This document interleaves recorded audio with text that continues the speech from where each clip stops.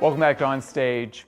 Have you ever thought about what your cell phone might reveal about you? It tracks your whereabouts and allows you to hold private conversations. But what if this information were made public and at a party? Well, that happens to be the scenario for a new play at MCC. The title contains an expletive that makes it difficult for me to say on air, but I recently caught up with the 3 stars from the show, Jane Krakowski, Neil Patrick Harris, and Constance Wu, to learn more.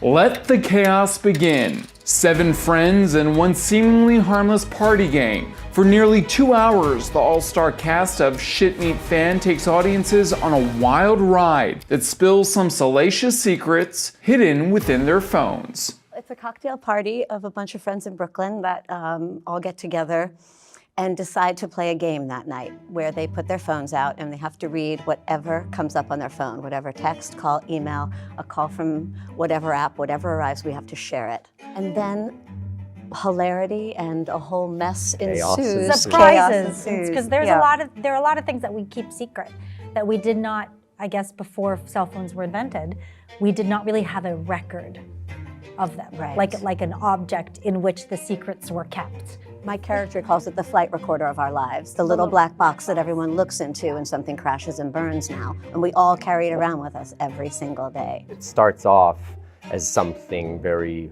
small and singular and kind of polite, and then it derails fairly rapidly and then kind of explodes. It's interesting to know that this is based on a movie called Perfect Strangers that has been filmed as a movie almost everywhere but in the UK and in the US. No, the original one was the Italian. Quindi voi mi state dicendo che nessuno di noi ha segreti? Ma che segreti ci vuoi avere? They're all very, very similar. I mean, the casting of each couple is slightly different, and that shades it slightly differently. But you have to understand, it's that idea, but put through Robert O'Hara's style of writing. O'Hara is both playwright and director for this piece. He's known for his bold work, challenging social norms, racial identity, and sexuality. He was nominated for a Tony for his direction of Slave Play in 2020. One of the first things we talked about when we shared the script was he has these moments that he just writes the word socialize in capital font with a period after the end. And I remember you calling me recently, right after you read it, going, what do those mean? And I was like, I'm not exactly sure. I think that's us needing, as actors, to loop the one section of the lines to the next section of the lines with real life behavior as kind of what I had assumed it meant, which it kind of did mean that ultimately, but we were given a very creative process of improving those moments to get us from one place to the next. It feels sometimes like we're in like an immersive theater piece in a way, where multiple things are happening in different places and the audience can kind of choose to see what they want to see where they want. And then it becomes our job just as technicians to know how to sort of send focus where it needs to go. All of you are superstars in your own right. You guys don't have to do theater. You don't have to do off-Broadway theater, but you're here at MCC. What drew you in? Well, I always enjoy people coming back to me about, after the show backstage and saying, "You're so much prettier in real life." I'm not laughing at you. That was my main impetus of doing live theater again. I feel that theater reminds me who I am as an actress. And so I feel very lucky to get the opportunity to do a lot of television, to do theater, to host game shows, many different varieties of our business and aspects of our business. But I always feel the truest to myself and the truest as an actress to myself when I'm doing theater. And I feel like as a theater performer, we're more athletes than in any of the other disciplines. And so you have to be on point. You have to be on point before the show. You have to do whatever you have to do to get ready, and you do a show, A to Z, the whole way through, every single time. And if it fails and the audience isn't loving it, you have to keep on going. You can't raise your hand and say, "Can we try this again?" You gotta mess your way through it, and hopefully not mess your way through it, hopefully succeed your way through it, right? But even in a show like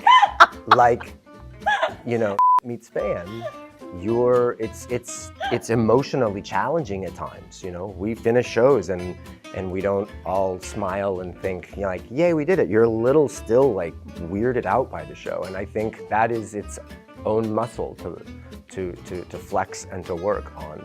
If you really love acting, and I really love just acting, you get to do more acting in theater than you do on film or TV, because 75% of the day is waiting for lighting setups or changing coverage, turning the world around, whatever it may be, camera setups. And then the other part of your job is doing press for it. Like I remember I did Crazy Rotations, I shot that in like 4 to 6 weeks.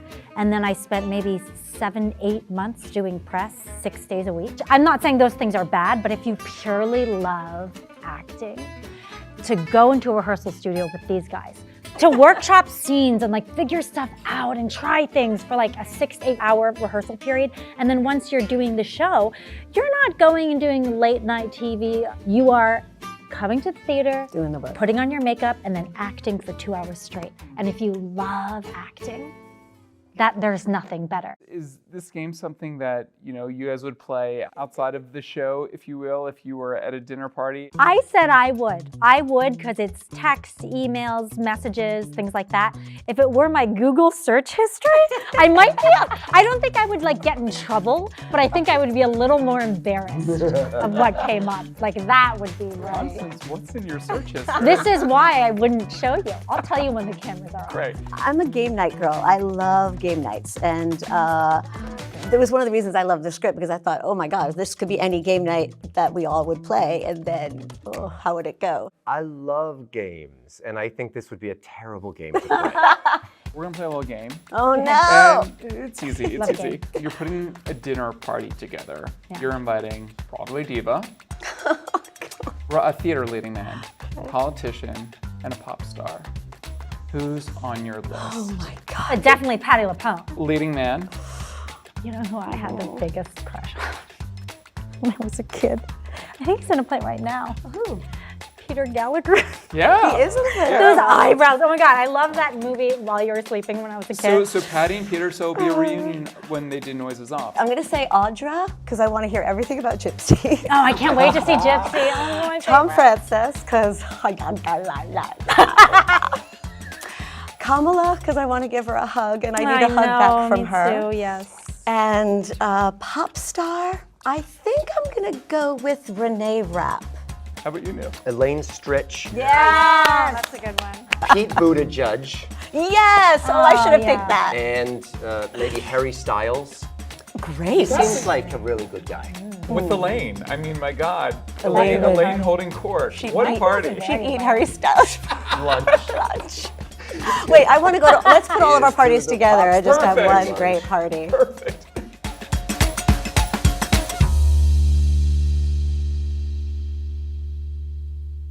And the show is a must-see. You can catch them now through December 15th. All right, that's a wrap for this week's show. A programming note, be sure to tune in on December 7th for my sit-down interview with entertainment legend Mia Farrow, who is currently starring in The Roommate on Broadway alongside Patti LuPone. Join us for more of the best of Broadway and beyond next week, and until then, I'll see you at the theater. When it came to Patty, I thought, she's a friend. What if I did a play with two friends? Wouldn't that be fun? Wouldn't it be right to have maybe one last adventure? Thanks for watching our YouTube channel. For more stories in your communities, click the subscribe button right here. You can also download our app or watch us on TV for the latest news and weather updates every 10 minutes and more. We'll see you then.